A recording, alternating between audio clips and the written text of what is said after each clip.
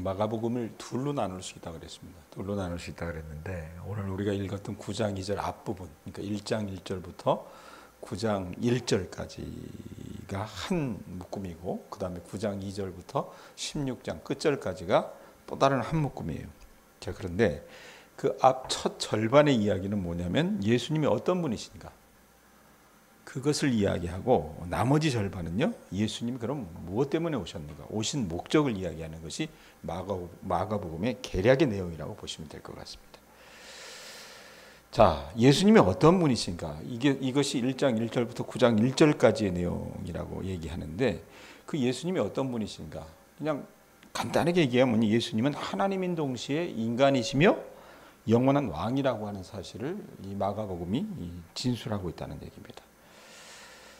자, 그렇다면 이제 우리가 어떤 의문점이 궁금증이 생깁니다. 그럼 그 왕이요, 또 뭐야? 하나님인 동시에 인간이시며 영원한 왕으로 오신 그 예수님께서 무엇을 하러 이 땅에 오셨냐는 얘기입니다. 그런 궁금증이 생기는데 그것을 이야기하는 것이 이제 9장 2절부터의 내용입니다. 십자가를 지기 위해 오셨다고 얘기하죠, 보통. 자, 베드로가 여러분, 우리가 앞달락, 그러니까 지난 금요일에 미리 땡겨가지고 어제, 그러니까 일요일 그 본문을 가지고 좀 봤었잖아요. 빌립보 가이사랴라고 하는 그 갈릴리에서는 꽤나 큰 동네, 한 도시에서 예수님이 물으시죠. 너희는 나를 누구라고 하느냐? 사람들이 나를 누구라고 하느냐 묻다가 너희는 나를 누구라고 하느냐 그랬을 때 베드로가 주는 그리스도신이다, 메시아이십니다, 구원자이십니다, 이렇게 고백을 해요. 그 말씀 딱 하고 나서 주님께서 베드로를 칭찬하시지만 주님이 뒤에 붙이는 얘기가 뭡니까? 자신이 죽어야 한다는 얘기를 하셨습니다. 그게 어디 나와요? 8장 31절 한번 보세요. 8장 31절 말씀. 8장 31절 말씀 같이 읽어봅니다. 시작. 인자가 많은 고난을 받고 장로들과 대제사장들과 서기관들에게 버림받아 죽임을 당하고 사흘 만에 살아나야 할 것을 비로소 그들에게 가르치셨다라고 얘기합니다. 비로소 그들에게 가르치셨대요. 비로소. 어떤 내용을요? 아니, 왕으로 오신 분이요. 예? 하나님이 사람의 몸을 입고 오신 그분이요. 그 유대인들이 생각하는 메시아가 여러분 어떤 개념이라고 얘기했습니까? 베드로가 왜 항변을 했어요? 자기들이 이제껏 봤던 예수님의 모습은요, 너무나 놀라운 모습이었잖아요. 병든 자를 벌떡벌떡 일으키시고 귀신을 몰아내시고요, 뭐 물고기 2마리와 보리떡 5개로 5,000명을 먹이시기도 하시고요. 야, 그럼 이분이 우리가 기다리는 메시아인가 보다. 그러니까 우리를 이 로마의 억압과 압제로부터 해방하고 정말로 우리가 이제껏 기다렸던 그 메시아의 모습을 그들이 대망을 했었는데, 주님이 여러분 그들에게 가르치셨던 모습은 뭐냐면 그게 아니었다는 얘기예요. 비로소 어떤 것을 말씀하시냐면 그 메시아로 오신 분이 고난을 받고 장로들과 대제사장들과 서기관들에게 버림받아 죽임을 당하고 사흘 만에 살아날 것을, 그것을 비로소 그들에게 가르치셨다는 얘기입니다. 그러고 나서 그 이야기의 흐름들을 어떻게 계속해서 이제 이어나가시는 거예요. 9장 2절부터.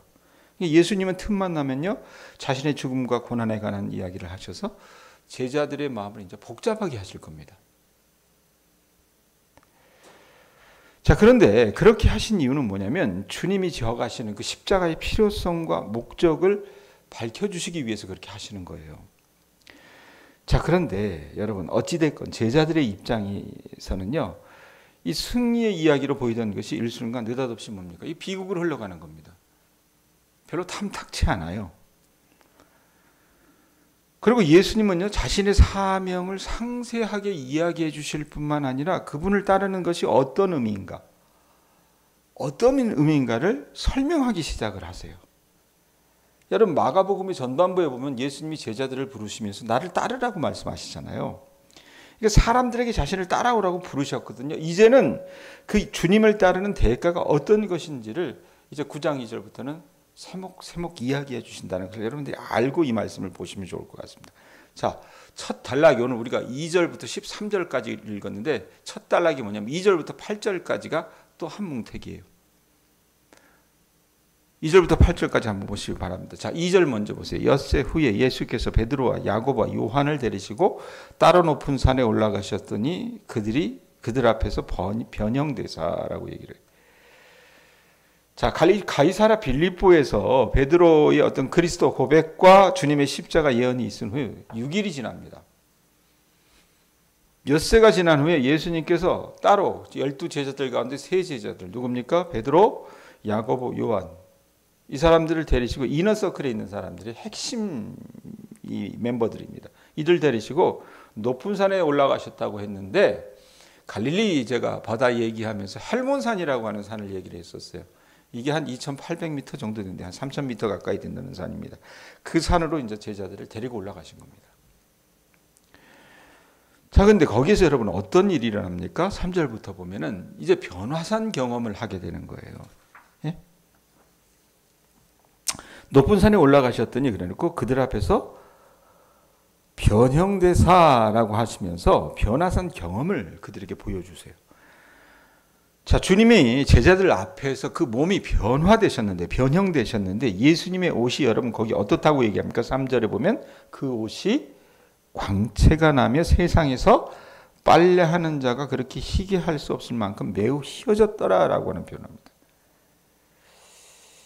이게 뭘까? 자, 우리는요, 이 복음서에 있는 예수님의 모습들을 보면서 그러니까 예수님에 대한 신앙이 없는 사람들은요, 인간 예수에 대한 그런 그 관점을 갖고만 바라봐요. 그런데 여러분 제가 아까 초두에 얘기했지만 이 마가복음 1장 1절부터 9장 1절까지 이 주 내용이 뭐냐? 하나님이신 예수님이 인간의 몸을 입고 이 땅 가운데 오셔서 영원한 왕으로서 이 땅 가운데 오셨다는 얘기를 드렸습니다. 그럼 거기에만 포커스가 가기 쉬운데 여러분 그 예수님은 뭐예요? 하나님이셨어요. 하나님이신 분이 이 땅 가운데 오셨다는 얘기입니다. 그래서 변화산 경험을 그 제자들에게 보여주시는데 이 성육신하신 예수님이 이제껏 하나님이시라 그랬잖아요. 감추고 계셨던 당신의 신성을 변화산에서 잠시 어떻게 드러내신 겁니다. 그랬는데 어때요? 거기 말씀에 보면 변형이 돼서 빛이 났는데 그 빛이 여러분 세제자 앞에 딱 드러냈는데 이게 도대체 뭐 사람이 빨래를 해도 그렇게 희게 할 수 없을 만큼 아주 기가 막힌 모습으로 보여주셨던 것 같아요. 자, 제자들 입장에서는 여러분 초자연적인 사건을 경험한 거잖아요. 예? 4절에 보면 여러분 어떤 내용이 나옵니까?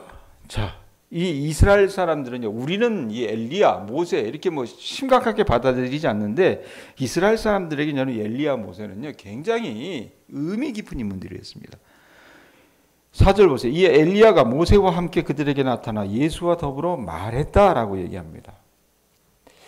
자, 엘리야, 모세 여러분 우리가 얘기하면 쉽게 와닿지 않지만 그냥 우리로 그냥 아예 우리 할머니들한테 알아듣기 쉽게 얘기가 뭐냐면 모세는 한 세종대왕쯤 되는 인물이라고 생각을 하시면 되고 엘리야는요 이순신 장군 정도라고 생각하시면 돼요. 뭐 목사가 별 희한한 얘기도 한다. 예? 그렇겠지만 그렇게 얘기 드리는 게 더 이해가 쉬울 것 같아요. 그 나라에서는. 예? 여러분 모세는 어떤 사람입니까? 창세기 12장 1절에서 3절에 보면 하나님께서 아브라함을 불러내셔서 그에게 약속을 하시잖아요. 예? 그 아브라함에게 주기로 한 그 약속하신 땅에 이스라엘 국가를 세우는 일에 도구로 정말로 고귀하게 쓰임받은 사람이 모세입니다. 자, 이 모세는요 하나님의 율법을 받아 이스라엘에게 주었습니다. 또 그들을 요단 동편까지 인도했던 탁월한 지도자였습니다. 그걸 여러분 우리가 지난달까지 신명기 말씀을 통해서 봤어요. 얼마나 그 모세가 그 백성들을 사랑했으며 그들을 이 나라로 선악할 수 있게끔 잘 준비했는지 봤다고 말입니다. 그런 의미에서 보면 제가 봤을 땐 이 세종대왕 같은 인물이다라고 생각을 해요. 백군사님 오늘 너무 졸린가 봐요. 예? 자, 그리고 엘리야는 어떤 사람이냐? 이스라엘 민족이 특별히 북이스라엘이요 스스로 패망의 길에 접어들었어요. 그때 왕이 누구라고 했습니까? 아합이라고 하는 아주 못돼먹은 왕이었다 그랬어요. 아주 악한 왕이었기 때문에 하나님께서 정말 하나님의 능력이 탁월했던 사람을 들어 쓰신 게 엘리야입니다. 이 혼란과 격동의 시기에 그들을 이끌었던, 그러니까 여러분 조선 시대도 보면 이 선조 때가 사실은요 나라가 망해야 될 타이밍이었어요. 왜냐하면 그렇게 악한 왕이 없었습니다. 선조 때에 여러분들이 아시는 것처럼 정여립이라고 하는 선비가 죽어나가가지고 전라도에 여러분 한 1000명의 선비들이 다 죽어나가잖아요. 그 선조는요, 이 조선시대에 있던 왕들 중에 가장 교활하고요, 예? 가장 은큼하고 가장 못돼 먹은 왕이었어요. 그리고 나라가 여러분 그렇게 외적의 침입을 받았을 때 어떻게 했어요? 나몰라라고 저기 의주를 내빼는 왕이 선조잖아요. 자, 그런 그 나라가 도탄에 있었을 때 그 나라를 구한 사람이 여러분 여러 명의 인물들이 있었지만 대표적인 게 우리 조선시대로 본 이순신 같은 사람이에요. 이순신 장군 같은 사람. 엘리야가 그런 인물이라고 보시면 돼요. 자, 그런데 그냥 저는 비유를 한 거고, 이스라엘 백성들에게는 여러분 엘리야나 모세는요, 우리가 얘기하는 세종대왕 이순신 장군 이거보다 더 큰 존재였어요.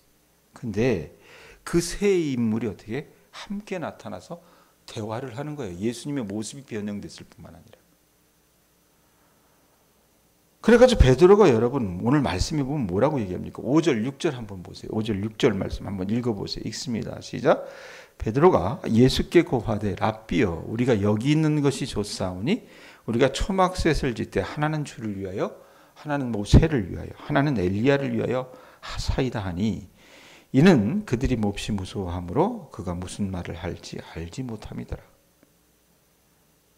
자, 그냥 이거 가지고 일반 설교자들은 야, 주님의 모습이 너무나도 아름답게 변하셨고 거기서 엘리야하고 모세하고 만났던 그 모습이 너무 황홀했기 때문에 그냥 거기에 있고 싶어가지고 초막셋 짓자 이런 표현을 얘기하고 그걸 그렇게 적용하는데 그게 아닌 것 같아요. 오늘 말씀에 보면. 왜냐하면 6절에 보면 뭐라고 얘기합니까?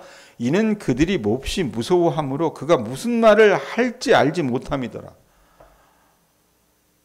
그 말씀의 근거에서 보면요, 베드로는요 지금 자기 앞에 나타났던 이 예수님의 변형된 모습이나 엘리야와 모세가 나타나서 주님과 말씀을 나누는 그 모습이요 어떻게 보면 너무 무서웠던 겁니다. 신비스럽기도 하지만.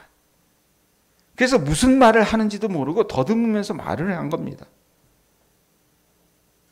자, 그래서 어떤 얘기합니까? 5절입니다. 예수께 고하되라고 하면서 랍비여 선생님 그러면서 우리가 여기 있는 것이 좋사오니 우리가 초막셋을 짓되 하나는 주를 위하여 하나는 모세를 위하여 하나는 엘리야를 위하여 하사이다. 이 초막이 무슨 뜻인가? 텐트 친다는 게 아니에요. 예? 우린 그렇게 얘기하죠. 원뜻으로 보면 헬라어로 보면 여러분 이건 성막입니다. 성막에 해당되는 단어. 여러분 모세 시대에 여러분 하나님의 영광이 시내산에 임한 뒤에 히브리 백성들이 어떻게 했습니까? 히브리인들이 성막을 치웠잖아요. 왜 그랬을까? 여러분 근동아시아예요. 이 종교를 믿는 사람들, 그 사람들에겐 여러분 아주 독특한 습속이 있었습니다. 뭐냐면 대부분의 종교는 신과 인간 사이는 격차가 있다라고 믿었어요. 신이 여러분 사람과 같지가 않잖아요. 차이가 있어요. 그래서 많은 종교가 만들어낸 것이 뭐냐면 신전입니다. 신전. 그게 뭐예요? 오늘 말씀해 보면 초막이라고 하는 성막이라고 하는 의미입니다. 그래서 보통의 인간은 하나님의 그 신의 임재를 견뎌낼 수 없기 때문에 이 신전 앞에서 신과 인간 사이의 중재자인 제사장이 희생 제물을 바치고 의식을 행했던 거예요. 그런 관점에서 보면 여러분 베드로의 말을 해석하면요 이런 거예요. 우리를 하나님의 임재로부터 보호해 줄 성막이 필요합니다라고 얘기하는 그런 의미로 보셔야 된다는 얘기입니다. 뭐 여기 있는 게 좋아가지고 뭐 초막셋 짓고 어쩌고 이게 아니란 얘기입니다. 예? 집 짓고 이게 아니에요. 자, 그런데 어떤 일이 벌어집니까? 7절 보세요. 마침 구름이 와서 그들을 덮으며 구름 속에서 소리가 나되 이는 내 사랑하는 아들이니 너희는 그의 말을 들으라 하는지라. 베드로가 여러분 주님 앞에서 자기가 이 말을 뭐 놀라가지고 두려워서 정말 뭐 무슨 말 하는지도 모르고 그냥 얼버무리는데 베드로가 말하는 즉시 구름이 나타나서 예수님과 모세와 엘리야를 뒤덮었던 거예요. 그리고 그 영광의 구름 속에서 하나님의 음성이 들립니다. 뭐라고 얘기합니까? 말씀해 보면 뒷부분에 이는 내 사랑하는 아들이니 너희는 그의 말을 들으라. 여러분 베드로와 야고보와 요한은요 지금 하나님의 임재 앞에 그들이 거하는 그 아주 독특한 경험을 하는 거예요. 구약 시대에 보면 모세가 여러분 꿈이 있었어요. 하나님이 여러분 모세처럼 사랑한 사람이 없었습니다. 물론 다윗도 사랑하긴 했지만. 예? 근데 여러분 모세에게는 어떤 소망이 있었어요? 하나님의 영광을 보기를 원하는 소망이 있었습니다. 그런데 하나님의 영광을 보면 어떻게 돼요? 죽어요. 죽는다 그 말입니다. 예? 그런데 신약에 딱 넘어와서 어떻게 됩니까? 모세는 죽을 수밖에 없었는데 그래서 자기가 하나님의 영광을 보기를 원합니다. 그럴 때 나중에 어떻게 합니까? 하나님이 그 모세의 소원 들어주고 싶어서 그냥 잠시 스쳐가면서 하나님의 등만 보여주십니다. 근데 그 등을 보고 나온 모세의 모습이 어떻게 해요? 광채가 있었다 그래요. 왜? 주님의 영광을 보기만 했어도. 그런데 지금 신약에 와서 어떻게 해요? 베드로와 야고보와 요한은요 하나님의 그 임재, 하나님의 그 영광 가운데 그들이 갇혀 있게 된다고 말입니다. 하나님의 영광을 직접 보게 된 거예요. 여러분 구약에는 그것이 누구라도 하나님의 영광을 본 사람은 죽었어요. 그렇지만 예수님의 제자들은 어떻습니까? 죽지 않는 그런 놀라운 것들을 보게 된다고 말입니다. 8절 보세요. 자, 그 놀라운 경험을 하고 어떤 일이 일어납니까? 문득 둘러보니 아무도 보이지 아니하고 오직 예수와 자기들 뿐이었더라. 그 신비로운 경험을 하고 나서 모세와 엘리야는 사라지고 예수님이 하나님과 인간 사이에 다리 역할을 하시는 것을 이들이 지금 보는 겁니다. 그러니까 왜 이 제자들이 하나님의 영광을 보고 죽지 않았느냐? 이유는 뭐예요? 사람의 몸을 입고 오신 그 하나님, 예수님이 이 하나님과 인간 사이에 다리 역할을 하셨기 때문에 이들이 죽지 않을 수 있었다는 얘기입니다. 엘리야와 모세, 아니 그 어떤 인간도 대신할 수 없는 역할을 지금 예수님이 대신 보여주고 계신다라는 얘기입니다. 여러분, 예수님 때문에 더 이상 어떻게 해요? 성전과 성막이 필요 없게 만드는 궁극적인 성전이요 성막이신 그 예수님을 우리가 보게 된다라는 얘기입니다. 예수님은요 더 이상 희생제물을 필요 없게 만드는 궁극의 희생제물이요 모든 제사장에게 나아갈 방향을 보여주는 어떤 궁극의 제사장이었다라는 얘기입니다. 그분이 있었기 때문에 어떻게 해요? 이 제자들이 하나님의 영광을 모두 죽지 않았던 거예요. 구름이 내려왔을 때 제자들은 죽지 않았을 뿐만 아니라 하나님의 영광을 체험을 했어요. 마가복음에 여러분 초반부에 보면 그런 게 있어요. 세례 요한이 예수님의 머리에 이 물로 세례를 줬었을 때 하나님께서 그런 말씀하시잖아요. 이는 내 사랑하는 아들이요 내 기뻐하는 자라는 표현을 합니다. 그 표현이 지금도 그대로 나온다는 얘기입니다.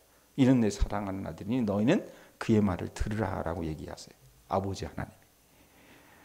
아주 신비로운 체험을 하는 거죠. 이 경험을 하고 나서 제자들에게 여러분 여러 가지 생각들이 이제 막 상념에 사로잡힌 거예요. 온갖 질문들이 사로잡힌 거라고 말입니다.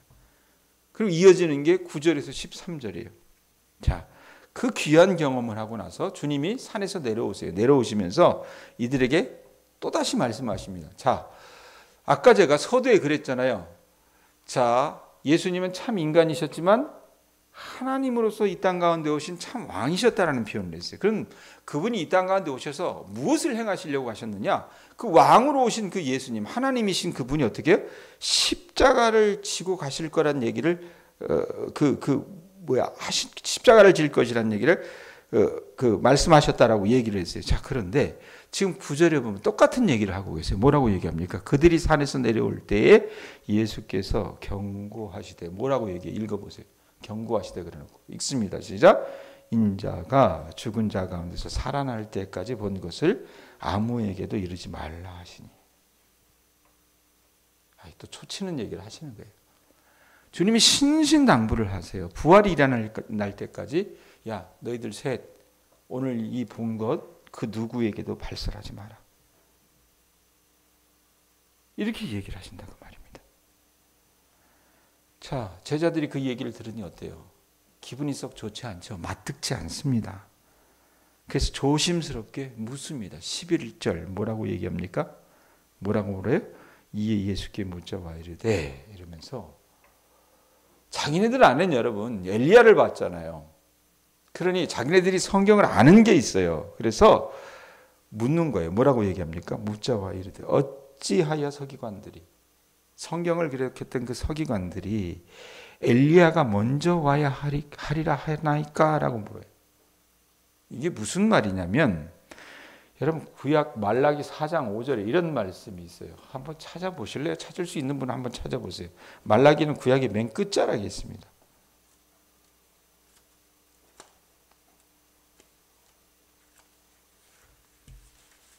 구약의 맨 마지막 성경이에요. 마지막 성경의 마지막 장입니다.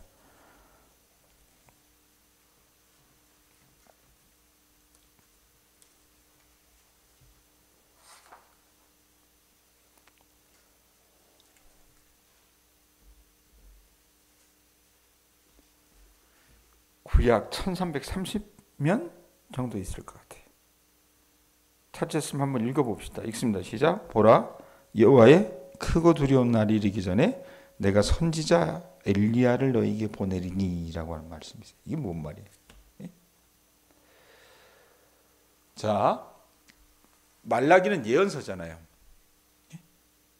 하나님의 예언을 그들에게 말라기를 통해서 하나님께서 예언해 주시는데 그 내용이 뭐냐면 하나님이 나타나셔서 세상 만사를 바로잡으실 그 주의 큰 날이 있을 겁니다. 그 날에 어떤 일이 나타납니까? 전조 현상으로 엘리야가 돌아올 것이라고 예언을 해요. 이걸요 그 당시 히브리 사람들, 유대인들은요 믿고 있었어요. 알고 있었습니다. 그래서 그걸 알고 있었는데 하필이면 지금 변화산에서 누구를 봤어요? 엘리야를 봤잖아요. 그러니 질문을 하는 거예요. 예수님, 우리가 저 산 위에서 엘리야를 봤습니다. 그렇다면 주의 날이 가까운 것이죠. 그런데 왜 자꾸 주님은 입에서 죽는다는 얘기만 자꾸 하십니까? 엘리야가 이미 돌아오지 않았습니까? 라고 어떻게 반문하고 있는 거예요. 자, 그런데 그들의 여러분 질문에 주님이 여러분 뭐라고 대답하십니까? 얼토당토하는 대답을 하세요. 그게 어떤 거예요? 12절, 13절입니다. 뭐라고 얘기해요? 이르시되. 뭐라고 얘기해요? 읽어보세요. 읽습니다. 시작. 엘리야가 과연 먼저 와서 모든 것을 회복하거니와 어찌 인자에 대하여 기록하기를 많은 고난을 받고 멸시를 당하리라 하였느냐. 그러나 내가 너희에게 이르노니 엘리야가 왔으되 기록된 바와 같이 사람들이 뭐 했대요? 함부로 대우하였느니라 하시니라. 엘리야가 왔대요. 그럼 엘리야가 누구냐? 말라기 선지자가 여러분 말한 엘리야는요 누구예요? 세례 요한입니다. 세례 요한에 대해서 제가 한 2번 정도 우리 교우들하고 같이 나눴잖아요. 이 세례 요한이요 고난을 받고 죽었어요. 지금 예수님이 이 사역하고 있는 이 즈음에는 왜 죽었습니까? 헤롯이 자기의 소위 말하면 뭐예요? 동생의 아내를 가져다가 취했습니다. 예? 근친상간도 이런 근친상간이 없잖아요. 그걸 가지고 모두 입 다물고 있었을 때 세례 요한이 바른 말을 했어요. 그래서 데려다 감옥에 쳐놨다가 나중에 그 헤롯의 아내가 된 그 여자, 가늠한 그 여자 헤로디아라고 하는 여자거든요. 이 여자가 결국 그 딸을 이용해서 이 세례 요한을 죽여가지고 목을 쳐서 그 소발에 담아달라는 얘기를 해요.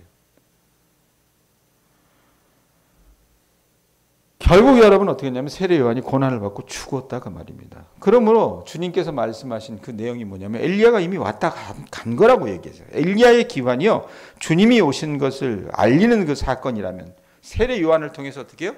그걸 직접 말씀을 해 주셨잖아요. 그런 사건이라면 지금 엘리야가 처형됐어요. 누구? 세례 요한이 처형됐다는 얘기입니다. 참수형을 당했잖아요. 그것은요 주님의 처형을 알리는 사건이다라고 얘기를 해 주시는 거라고 말입니다. 자, 그렇게 보면요. 참, 이렇게 안 맞아도 안 맞을까라는 생각이 들어요. 예수님은요, 하나님은요, 너무 놀라운 것들을 이야기해 주세요. 하나님과 우리 사이에 다리가 끊겼다 그랬잖아요. 왜? 우리의 죄악 때문에. 그 죄악 때문에 우리가 다리가 끊겼는데 하나님께서 그걸 잇기 위해서 대속제물로 사용하신 것이 누구예요? 예수 그리스도라고 말입니다. 그 이야기를 설명을 해 주시는데 베드로를 비롯한 제자들은요, 그걸 이해하지 못해요. 그래서 오늘부터 여러분들이 마가복음을 이제 저와 같이 계속 읽어 나갈 텐데 이제 그 간격이 굉장히 넓지만 그거 하나하나를 이제 줄여 나가시는 장면들을 보게 될 거라고 말입니다. 여러분, 저나 여러분이나 우리들의 생각이 이 모양인 것 같아요, 사실. 우리는요, 그 우리를 향한 하나님의 그 뜻을 잘 알지 못합니다. 우리식의 방식으로, 우리식의 생각으로 그냥 좁게만 해석하고 좁게만 적용한다 그 말입니다. 바라기는 이 새벽에 이 새벽 예배를 지키는 우리 교우들 모두가 이런 지금은 이해하지 못하지만 이 마가복음을 읽어가면서 우리를 향한 하나님의 사랑을 깊이 깨달아 나갈 수 있는 그런 은혜를 체험할 수 있기를 바랍니다. 기도하겠습니다.